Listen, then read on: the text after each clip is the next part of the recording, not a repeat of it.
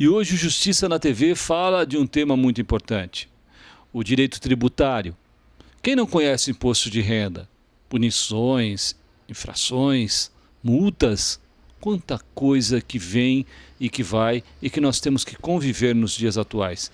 A dinâmica, a forma de pensar e de pelo menos conviver com essa situação é o que a gente vai aprender hoje, através de um importante causídico, Dr. Augusto.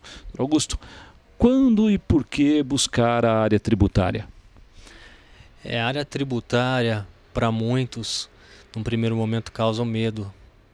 Você percebe que os contribuintes têm muito medo do famoso leão, da mordida do leão, das autuações, inclusive pelos percentuais punitivos que as multas hoje fiscais representam, podendo chegar até um valor excessivo, que no meu entendimento é confiscatório, de 150%. Altíssimo, né? Colocando assim, chegando a 150%. Mas, só que tem um detalhe, o que vem, de onde nasceu o direito tributário? Se nós fossemos falar um pouquinho da história do direito tributário, como que ele se vem ao longo do tempo, quais as modificações principais? Vamos falar um pouquinho da história dele. Olha, o direito tributário, se a gente for buscar na origem, ele vem lá do século antigo, do descobrimento, antigamente quem não pagava imposto, eles pegavam as famílias. Então esse confisco vem lá de trás. E a obrigação pecuniária, que hoje é previsto no Código Tributário Nacional, quando define o que é um tributo, ela não consiste só na pecúnia. Eram pagos impostos, eram feitas permutas, compensações com bens, com objetos. E hoje você vê no direito tributário o maior número de normas jurídicas produzidas em qualquer outra do que qualquer outro segmento.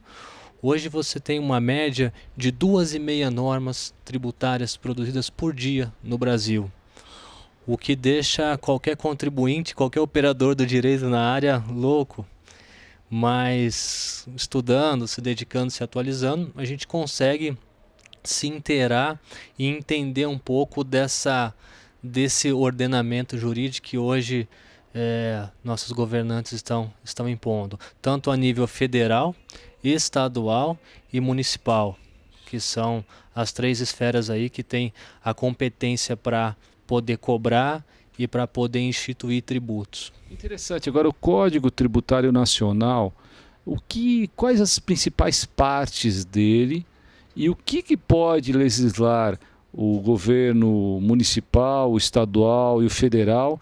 E existem conflitos de normas? E em que momento a gente pode imaginar o que é uma lei tributária municipal? O que ele pode colocar enquanto lei? Eu sei que ele não pode suplantar nem sobrepor a uma lei federal. Ele pode ser mais restritiva de direito? Olha, esse organograma a gente tem que levar em consideração sempre a nossa Constituição Federal. A própria Constituição já delimita a competência para instituir, fiscalizar e cobrar. Dentro dessa competência constitucional, existem algumas possibilidades de delegação desses poderes. O que a gente pode estar como exemplo? O ITR, que é o Imposto Territorial Rural, é um imposto federal. No entanto, a própria Constituição delega a possibilidade do município cobrar e fiscalizar e inclusive arrecadar. Por exemplo, hoje, no município de São Carlos, quem faz toda a fiscalização e arrecadação do ITR é a Secretaria da Fazenda Municipal, através da sua fiscalização, dos seus fiscais municipais. Inclusive, quem quer hoje verificar a sua situação de ITR, procura o SIM, não procura nenhum órgão federal. Então, como é que funciona essa repartição das delegações? A Constituição outorga a competência de cada ente federativo, tanto o município, quanto o estado, quanto a própria União, e cada um, através das próprias hierarquias de leis locais, ou lei ordinária ou lei complementar, institui e cobra seus respectivos tributos. Agora, dentro do Código Tributário Nacional, existem algumas partes que o doutor poderia dizer que são extremamente importantes para quem nos ouve. Quais seriam essas principais partes? Onde que o doutor fala, pô, aqui é necessário saber? Eu acho que o principal do tributo, quando você fala hoje em tributo, todo tributo ele tem um fato gerador, que é o que legitima o lançamento e a tua cobrança. Então, sempre quando a gente fala de tributo, qual que é a primeira pergunta que a gente deve fazer? Se existe o fato gerador da incidência desse tributo, para depois analisar. Então, a gente faz no primeiro momento uma análise mais ampla, para depois realmente entrar na especificação, saber se realmente ele incide por quê e discutir a alíquota. Mas qual que é o primeiro passo? É o fato gerador. Então a gente pega, por exemplo, o ICMS. ICMS, o fato gerador dele é circulação de mercadorias.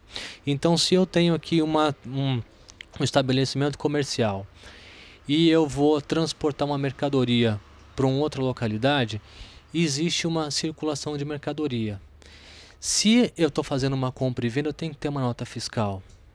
Se eu estou fazendo um simples transporte, eu também faço uma nota fiscal.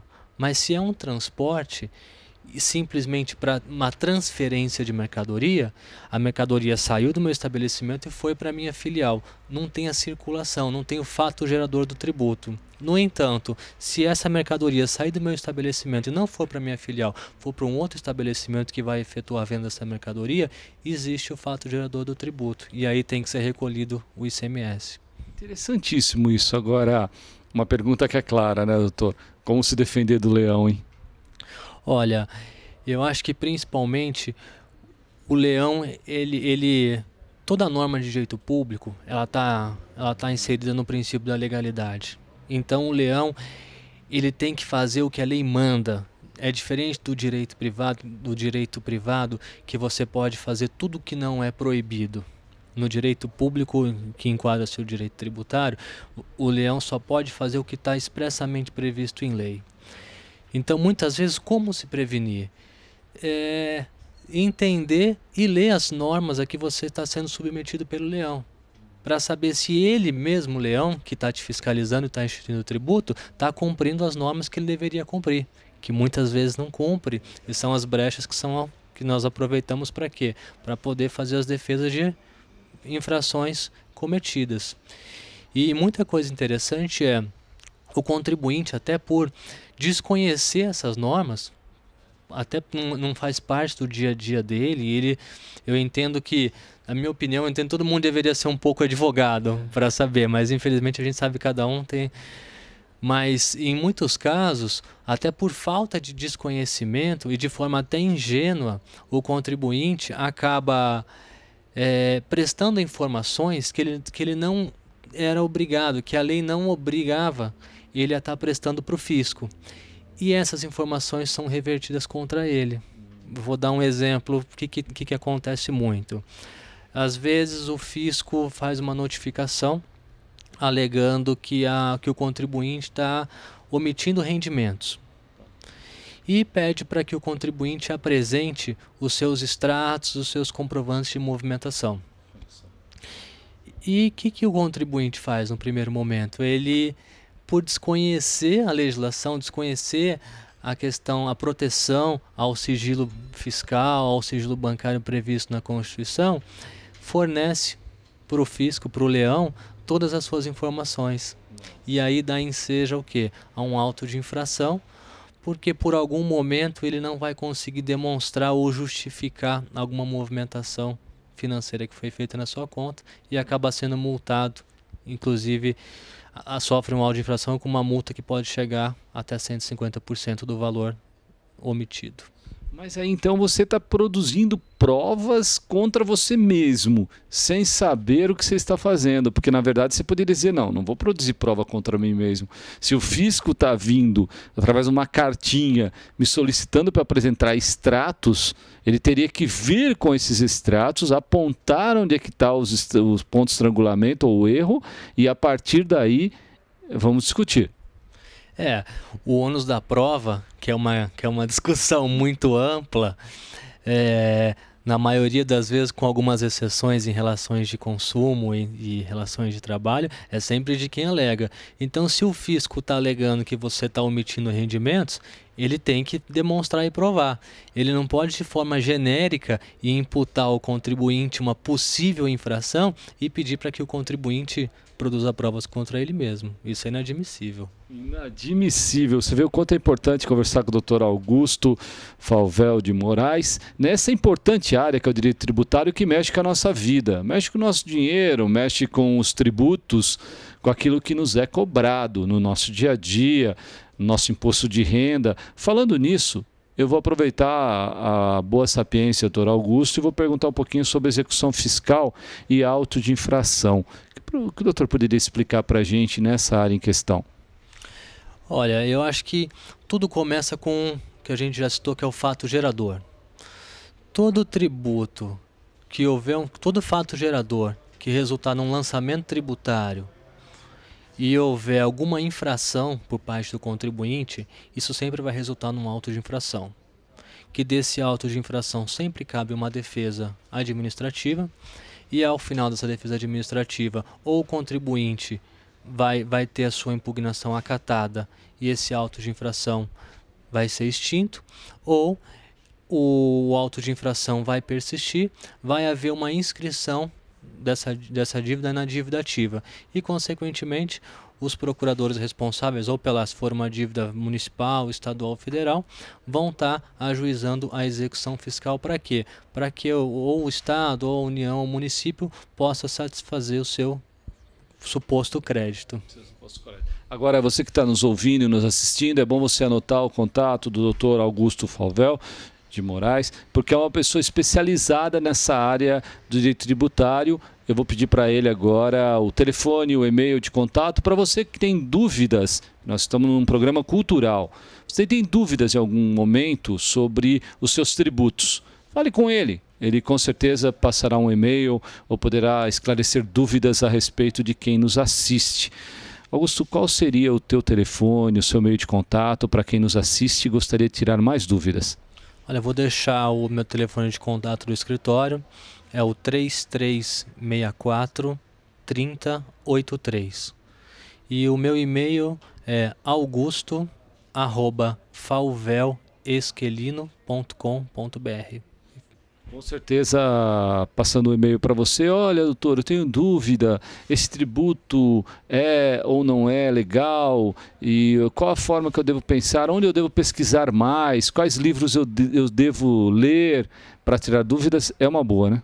Eu fico à disposição para poder orientar, para poder tirar dúvidas, para poder discutir questões e para estar orientando em toda e qualquer dúvida que o contribuinte tiver e que eu possa ser útil para poder dar uma orientação para que ninguém caia em nenhuma armadilha do leão, né? É importante, a armadilha do leão é essa que a gente tem que aprender desde cedo. Agora, na área de importação, você que é pessoa física, também deve aprender um pouquinho melhor. É o que o doutor Augusto vai explicar para a gente agora. Você sabia que você pode importar? Você aí, você pessoa física, não precisa ser uma empresa não. Você pode importar, mas de que forma? Quais são os pressupostos? O que a lei fala a respeito? Doutor Augusto, você pode nos responder sobre isso? A questão de importação é uma questão, a questão de comércio fascina qualquer um, né? E por ser uma questão muito ampla, muitas vezes as pessoas desconhecem algumas possibilidades que a própria lei concede. Então, no caso da importação, por exemplo, qual que é o primeiro passo para importar? O primeiro passo, você tem que fazer uma habilitação junto ao Siscomex, que é um sistema informatizado que a Receita Federal criou, para que você possa fazer todas as operações de comércio exterior, tanto importação como exportação. O que muitas pessoas desconhecem é que o Siscomex, dentro das suas modalidades de habilitação, prevê a modalidade de habilitação